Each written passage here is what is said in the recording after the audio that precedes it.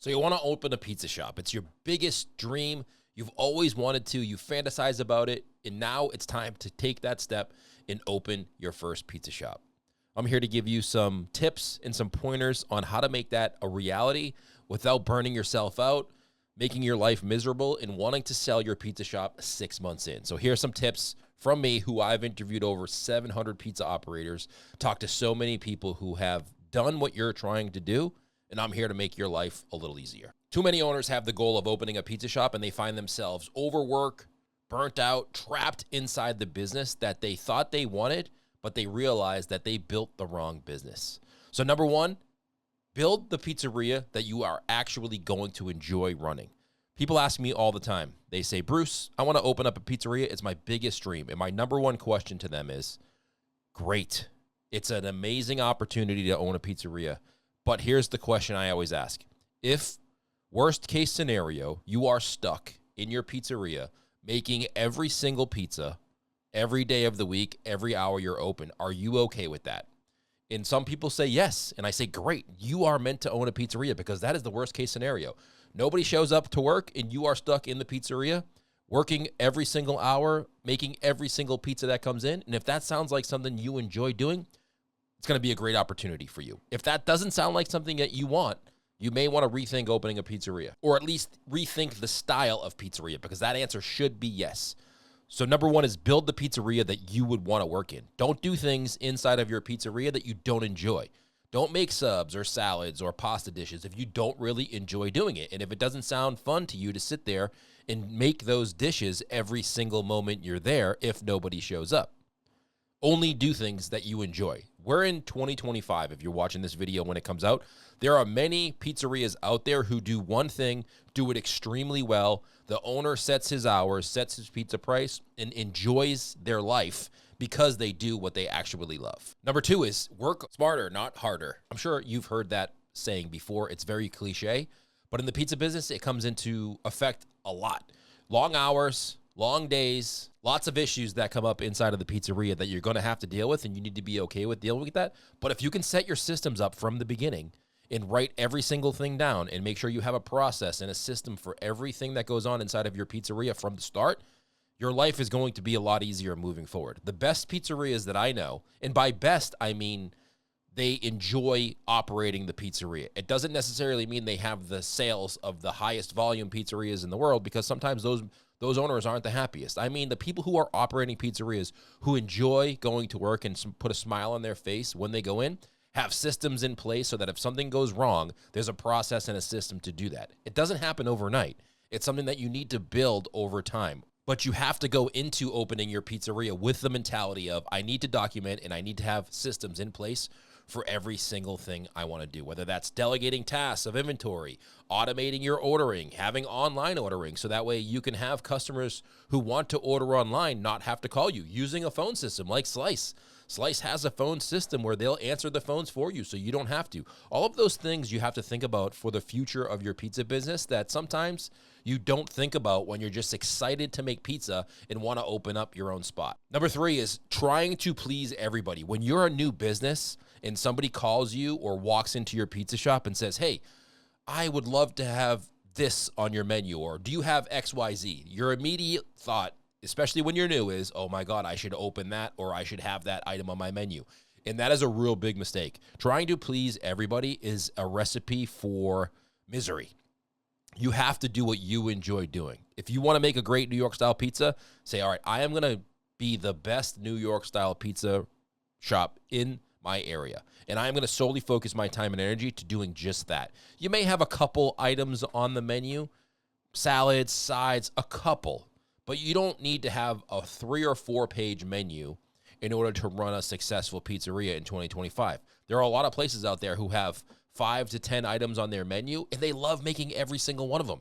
You're going to hear me say that over and over and over again, because I talk to a lot of pizza operators and they get burnt out. They do too many things inside of their pizzeria that they don't enjoy, which makes them bitter and not enjoy going to work. And life is too short to not enjoy going to work every single day, especially when you're the owner and you have control over what you sell and what you don't sell. You are going to get customers who ask you for things or complain that you don't have something, or maybe even don't order from you because you don't have something. It is okay. I promise you, with the proper marketing and the proper business plan in place, you will survive and you will be okay. All right, let's move on to the next thing, which is employees. Employees are going to be your biggest liability, but they're also going to be your biggest asset. Something I wish I did more in my pizzeria when I was first starting out was recognize the employees that meant a lot to the business and really cared about the business as much as I did. And your employees are never going to truly care about the business as much as you do. But there will be employees from time to time who care about your business a lot more than an employee should. And your job as an owner is to recognize those people and keep them and do whatever you possibly can to keep them for as long as you possibly can.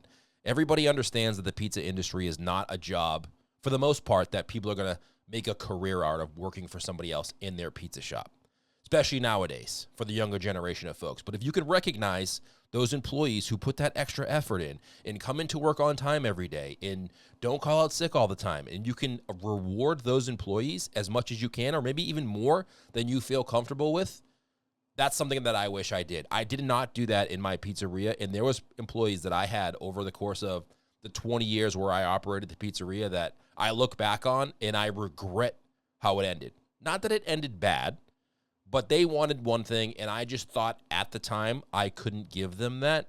But looking back on it now, I probably could. It would have meant me taking a little bit less or a little bit less profit for the business, but overall for the good of the business, I think moving forward, that would have been the best decision for the business. And I was just young and naive at the time. So learn from my mistakes. And when you do find good employees, do whatever you can to keep them. On the flip side, the second you recognize somebody is not a good fit for your pizzeria, you need to let them know immediately. Far too many times in the pizza business, we have employees that we know are not working out inside of the business. Maybe they don't mesh with the other team members.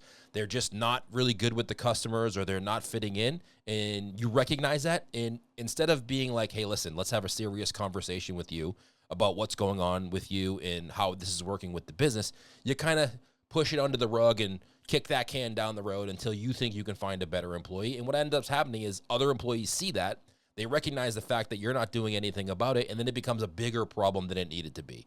So along with recognizing good employees, you need to recognize employees who are a bad fit and cut them loose as soon as you can. It's better for them. It's better for your employees. It's better for you in the business moving forward to make that decision earlier than later. All right, lastly on the list, you need to, and this is a saying that somebody taught me a long time ago that resonates with me every single time I think about marketing a business. You need to run your business like it'll be around forever, but you need to market your business like it's going to die tomorrow. If you can master those two philosophies, running your business and keeping tabs on your business and knowing your numbers and keeping your processes and systems in place and managing those processes and systems like your business is going to be around forever, you'll be okay. And also marketing your business like it'll die tomorrow if you stop. Having that mentality will keep your sales coming in and your sales organized so that way you're profitable and your business can run smoothly. So many times I see operators really get heavy marketing when sales are down, and they have these cyclical moments where the sales go up, they stop marketing because maybe they're too busy, they don't have enough time to market anymore, they didn't create a good system for it, and then all of a sudden they stop marketing, and then the sales just go down, and they have to go through this whole cyclical process of marketing to get business. Then the business comes in, they're too busy to handle it and keep marketing, they stop marketing, the business goes down. You need to have a system in place to market your business using social media, using email, using text. Those things are part of operating a pizzeria in 2025, especially if you're just getting started. You may see legacy pizzerias that have been around for 25 or 30 years not have to do those things, but they have 25 or 30 years of reputation behind them that allows them to not have to do that. And guess what? That may end up hurting them in the future. There's been a lot of pizzerias I've seen sell or close that were so-called legacy businesses, but they just didn't keep up with the times. And then other pizzerias came into their market, were marketing their business like it was going to die tomorrow, and they overtook those customers. And slowly but surely, The customers that used to go to those legacy places, the younger generation of folks, recognized that there was that new place that may be a little cleaner, a little nicer, and a little better, and started going there, and then that legacy place closed. You are not that legacy place when you start out. You cannot just rely on word of mouth. If you build it, they will come model for pizza shops in 2025 does not exist. You need to open your pizza shop, have a system in place to manage it, make the best possible pizza you're happy making, and then tell every single person that you know about it. That's the job. And that's how to run a successful pizzeria in 2025. And success is relative. I don't mean the busiest pizzeria around. I mean, back to the beginning of this, you want to run the pizzeria that you enjoy waking up and going into every single day. It puts a smile on your face. You enjoy doing what you're doing. You love seeing the customers come in. You love answering the phone and talking to the customers. You love when a customer leaves you a nice review. That's the goal. That's the goal of opening any business, and especially the pizza business. And far too many people go into this without that in mind. So hopefully this was helpful. This is a short video about some tips from me between operating and talking to over 700 pizza operators in the last 10 years of doing this. I hope you enjoyed this. I hope you learned something about it. Do me a favor, hit subscribe, hit like, let me know where you're watching this from in the comments below. If you have a question, drop it in the comments below as well. I'll be monitoring that. And thank you for watching the Slice channel. Hopefully you're getting some great content, and stay tuned for some more great content coming at you in the near future.